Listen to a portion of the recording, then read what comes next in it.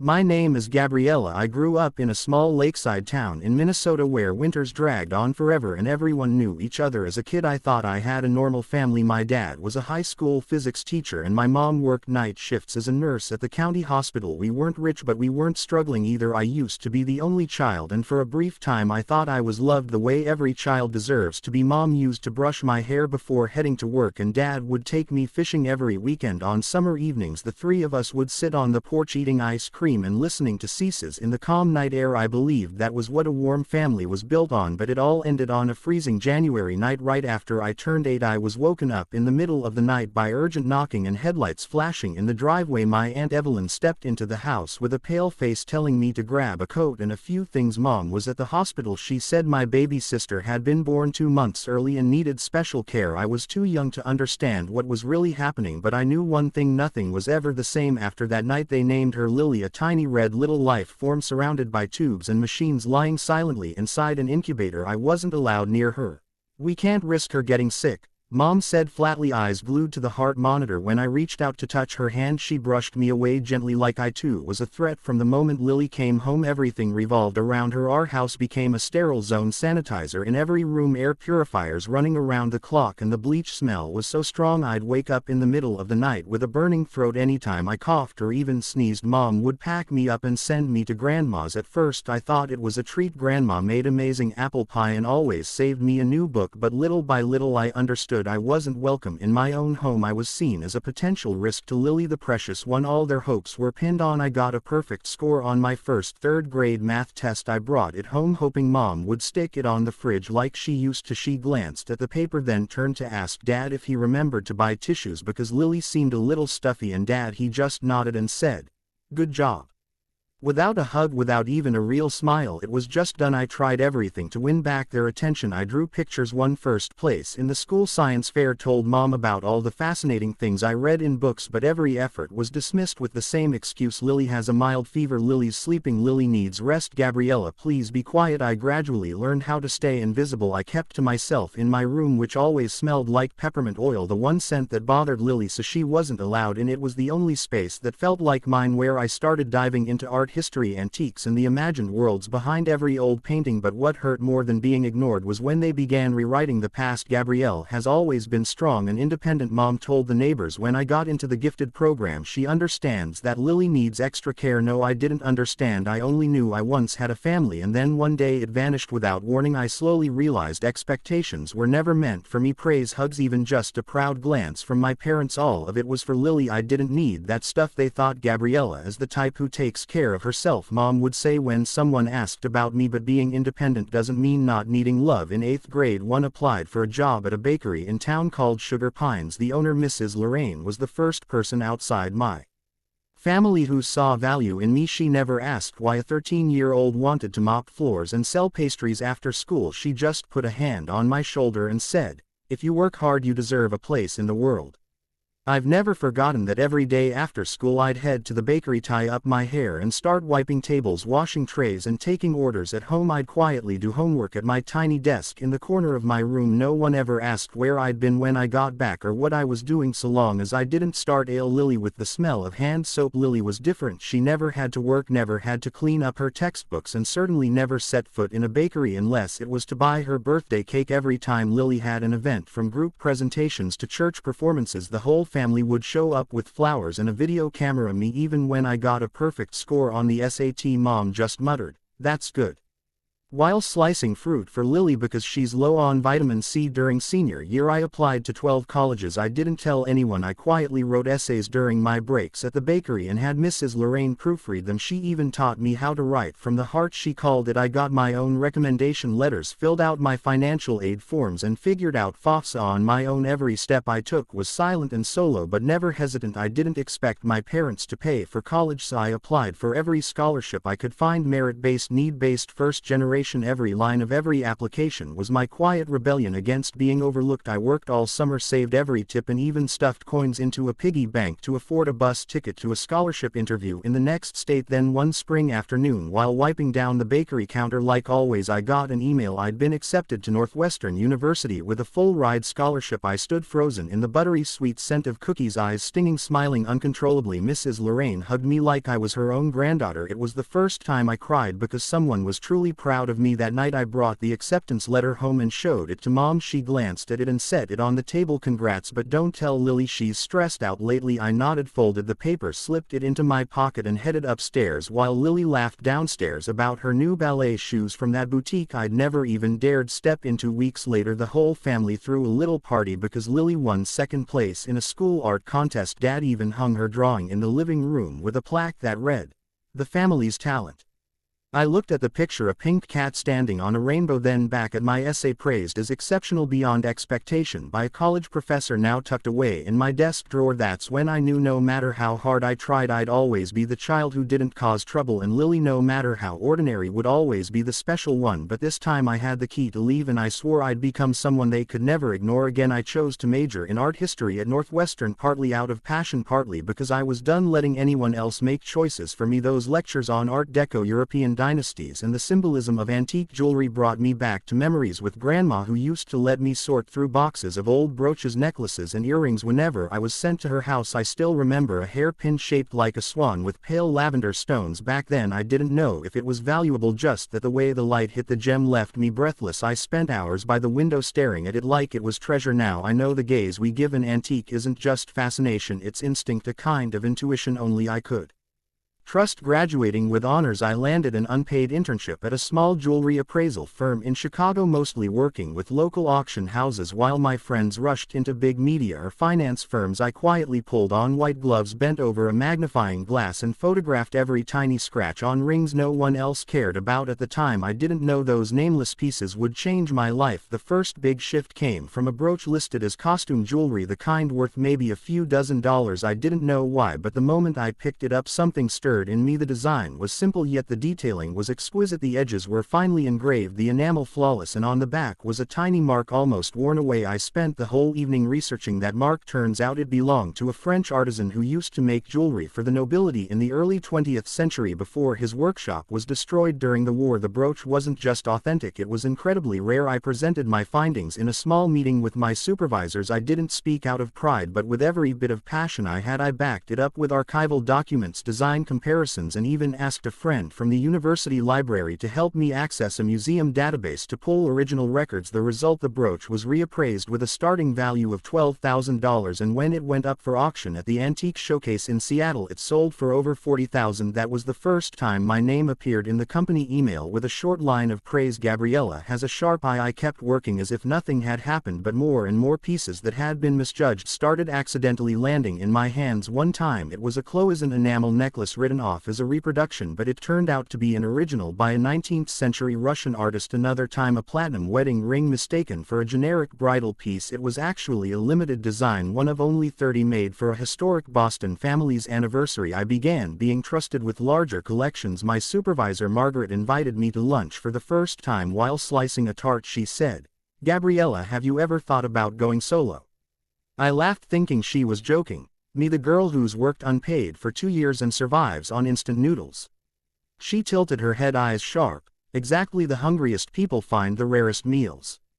Her words stuck with me. I started taking on small verification jobs, pawn shops, family-owned antique stores, places that couldn't afford big firms. I charged less but left no detail unchecked, careful, patient, never skipping a single step. One night I returned to my run-down apartment on the 4th floor, opened the closet and stared at the notebook my grandmother had left me. On the first page, in messy handwriting, it read, "It's not the rare item, it's the girl who sees it as treasure." I understood. If I had once been invisible in my own home, now every piece I touched was how I redefined myself, and I swore I would never let anyone misjudge me again, just as I'd never misjudged the true value of a hidden gem buried beneath time's dust. I started my own business in the fall of my 27th year. No one knew, not that anyone asked. My family still thought I was working some temporary job somewhere, as if my whole career was just a pause between Lily's constant major changes. I rented a tiny office on the 3rd floor of of an old building in Milwaukee just above an Italian cafe and next to a closed-down dental clinic. The office was barely 300 square featuring with a wobbly wooden desk propped up by a file box, a chair I salvaged from the trash and cleaned thoroughly, and a second-hand lamp from a flea market. Every time I switched it on, the bulb made a faint click, like even it wasn't sure about my dream. I named the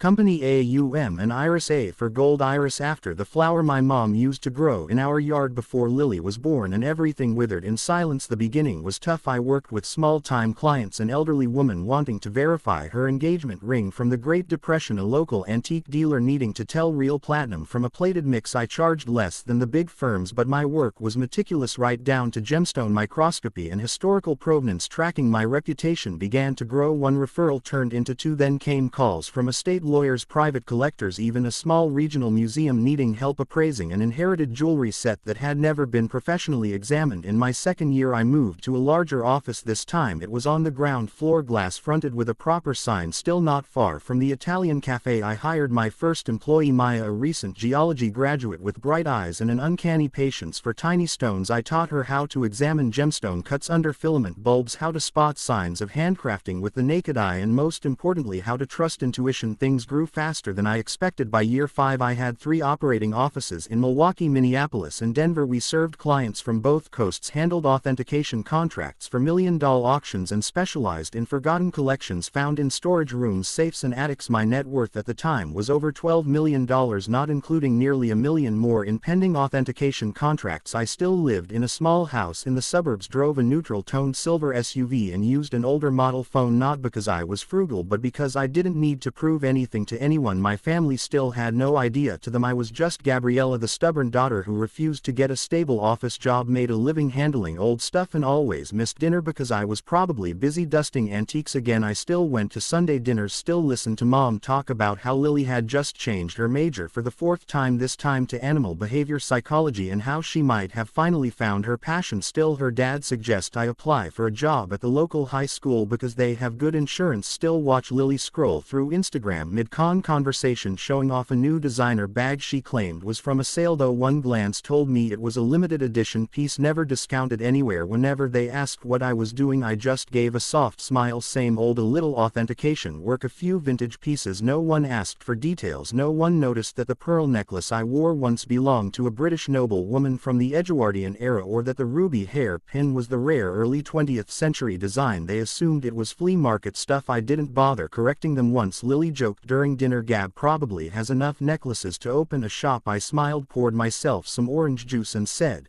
"Who knows, right?"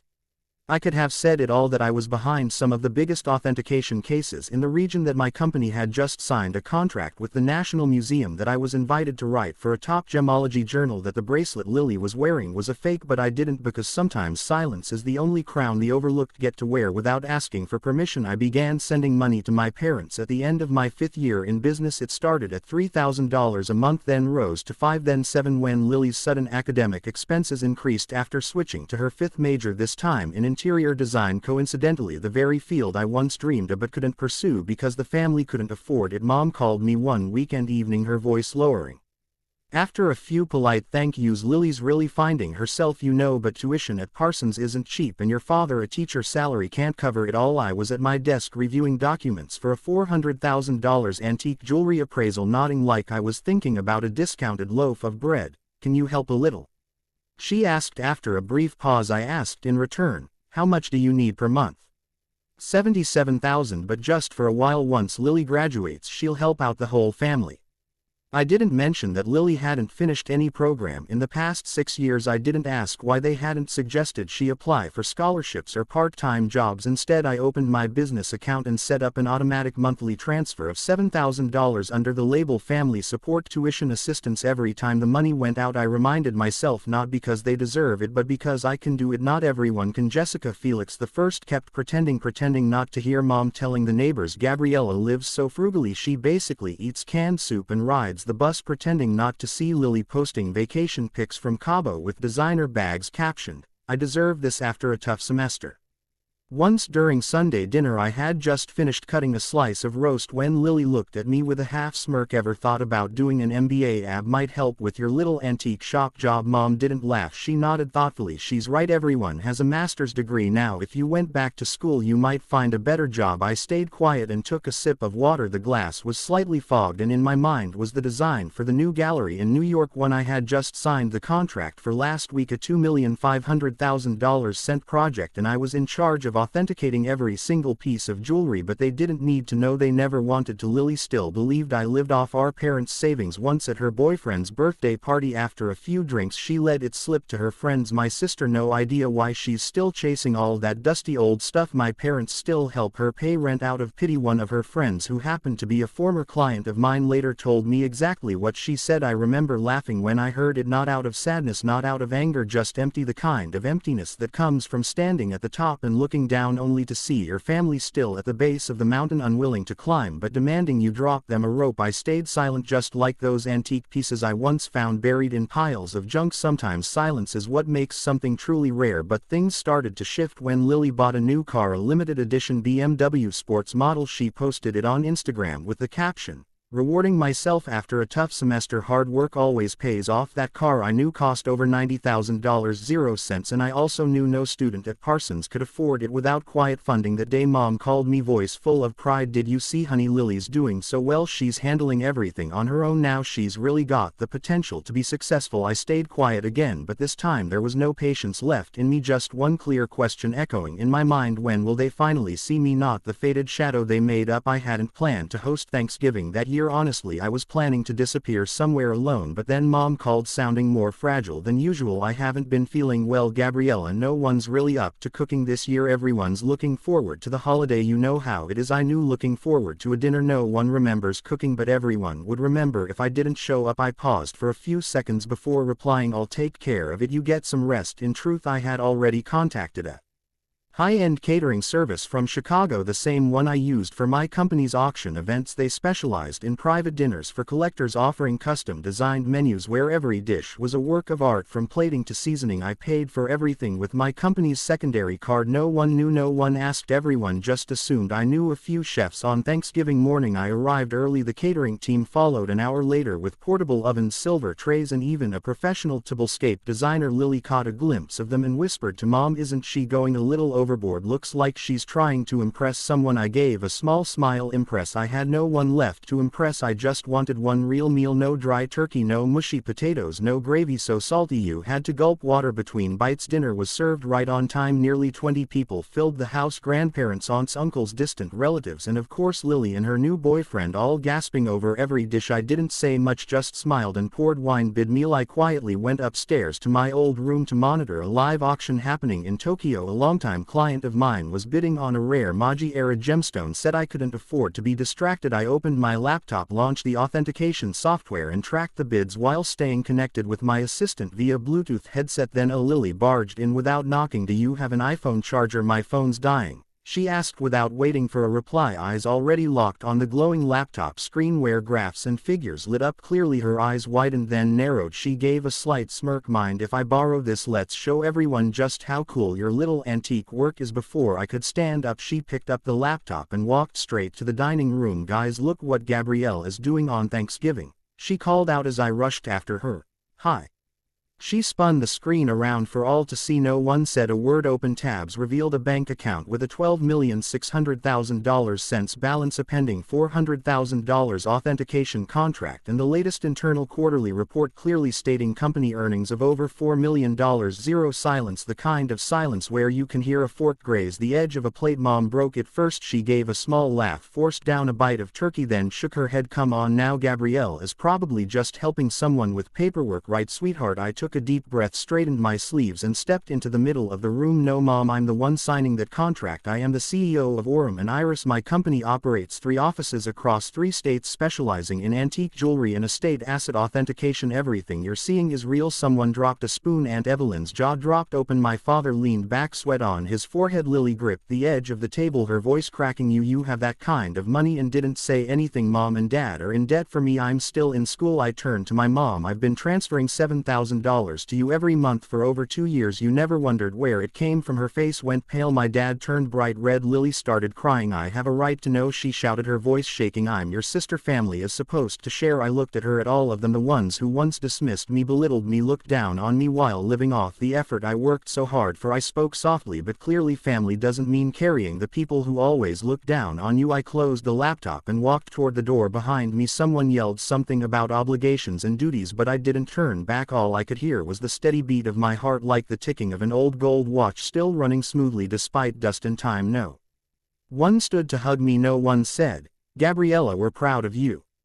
No congratulations, no genuine smile. After a long stretch of silence, the first thing I heard was Mom's voice, sharp like a punch to the chest. You've got millions of dollars and you still let your parents struggle. Did you even think about your sister? I didn't get a chance to answer before Lily screamed, tears running down her cheeks. I deserve to know I'm your sister. You kept it all a secret and you just sat there watching us suffer. Suffering. I let out a short laugh. You call flying business class, wearing a Cartier watch and buying a BMW suffering? My father, who had been silent until now, slammed his hand on the table. That's enough. No matter what you do, you're still a daughter of this family. Families share. You should be ashamed for keeping this a secret. I looked around the table. Their eyes weren't the eyes of loved ones. They looked at me like a safe that had just been cracked open. I've sent $7,000 a month to you and Mom for 2 years. Every time you called crying saying you couldn't manage, I never asked why. I didn't set conditions. I just quietly sent the money, and this is how I'm repaid. Then why didn't you say anything? My mother shot back. Why didn't you tell us you were successful? Was it because you didn't want us to rely on you, or because you wanted to keep it all to yourself? I tightened my grip on the glass, keeping my voice steady, because I got used to being ignored. Ever since Lily was born, I stopped being a priority. Every award I won, every exam I aced, it was all forgotten because your sister needs to rest. I looked directly at my mother. Do you remember when I got a perfect SAT score, or when I got a full scholarship? And Dad, do you remember my graduation? No one came. Everyone was too busy watching Lily's preschool ballet recital. Mom's hands were trembling, her lips moved, but no words came out. And now the moment you find out I did something none of you ever believed I could do, your first reaction is anger because I didn't share it. That's not it. Lily cut in. I'm just shocked. I feel betrayed. You didn't trust me. I turned to my sister, my voice low. You've never trusted me. You've always seen me as the shadow behind you. You mocked my work in front of your friends. You told them I lived off Mom and Dad when I'm the one who paid for every semester you studied, every vacation you bragged about online. Lily froze, eyes wide. She didn't expect me to know everything. Gabriella, I'm not trying to fight, but you can't hoard that kind of fortune and expect everyone to act like nothing's changed. My mom said, her voice shaking. The family needs help. You could start a fund for Lily. She wants to open her own interior design firm. You mean use my money to fund a dream that's never been followed through? I opened my purse, pulled out my phone, tapped a few buttons and said firmly, I just can't let the automatic transfers. The room exploded. My mom screamed, Gabriella, you can't do that. Your father and I were counting on that. Lily hasn't even finished her degree. Then it's time to start figuring it out. I've been on my own since I was 17. If I could do it, so can the rest of you. I stood up. The chair hit the floor with a solid thud. No one stopped me, but I still turned back one last time. If the only reason anyone wants to keep me in their life is money, then I'm sorry, but I'm done buying love and I don't need it anymore. I walked out as whispers erupted behind me. Someone mentioned a lawyer. Someone else said she'll regret this. But when I closed that heavy wooden door behind me, the only thing I felt was relief. I left Thanksgiving dinner. No one saw me out, and for the first time in my life I didn't feel guilty for choosing myself. That night back in my apartment, my phone started buzzing non-stop like someone was holding down the call button. Texts flooded the screen. The first few were from my mother. Gabriella, you're making everything worse. We need to talk. Lily's falling apart. Can't you see she's lost all faith? Family is where you come back to, not what you walk away from. Then my dad, colder and more measured, I don't know what kind of person you've become, but this is not how you treat family. Message number 37 came from Lily, you're ruining everything. You'll regret this. I powered off the phone and placed it face down on the table, like doing that could somehow make the storm go away. But the next day company emails started receiving spam,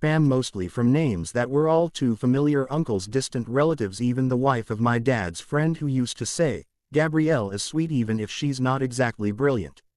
I hired an attorney. His name was Marcus. He had represented some of my VIP clients in estate disputes. When I handed him the thread of messages, his face didn't change. He simply nodded. You need a clean break financially and legally. I'll draft the cease and desist letters today. We sent official notices to everyone on the list demanding they stop all forms of harassment, threats, or financial requests. I asked Marcus to include one short line, not in legalese but in plain human language. Love, if it exists, should never come with an invoice. A week later, Lily posted a long cryptic message on social media. It started with, "Not everyone with money has a heart."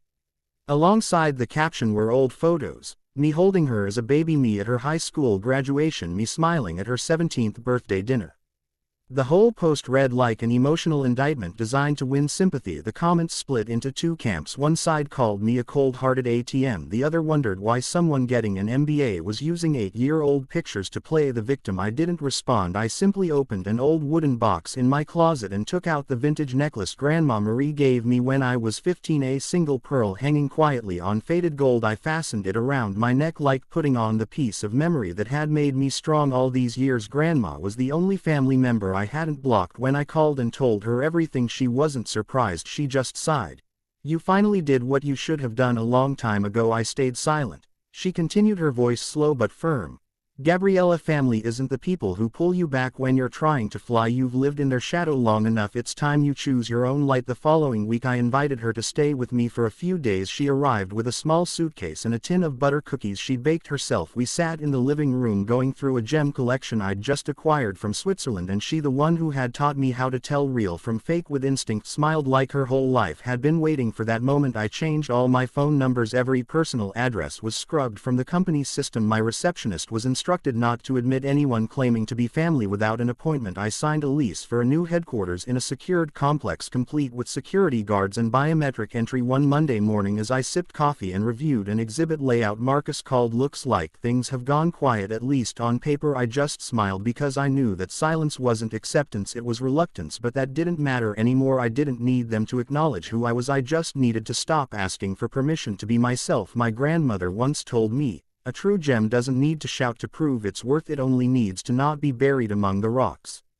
Now I had been placed in the right setting, and I would never let anyone drag me back into the shadows again. I moved into my new home in early March, a modest mid-century style villa on the outskirts of Madison, Wisconsin, overlooking Lake Menad. Nothing flashy but quiet and private. It had a perimeter security fence, AI-integrated surveillance cameras, and a jewelry vault designed like a bank-grade safe room. I set up everything in my new office by hand: a warm amber desk lamp, a soft leather chair, and a vintage mahogany bookshelf I bought from a closing bookstore. The smell reminded me of childhood afternoons reading Nancy Drew in Grandma's attic. For the first time in my life, I was living in a space where I didn't have to shrink myself, didn't have to dim my own success to make others feel comfortable. No more half sneers or half-pitting glances from Mom, no more snide remarks from Lily like, "That necklace looks like it's from Target."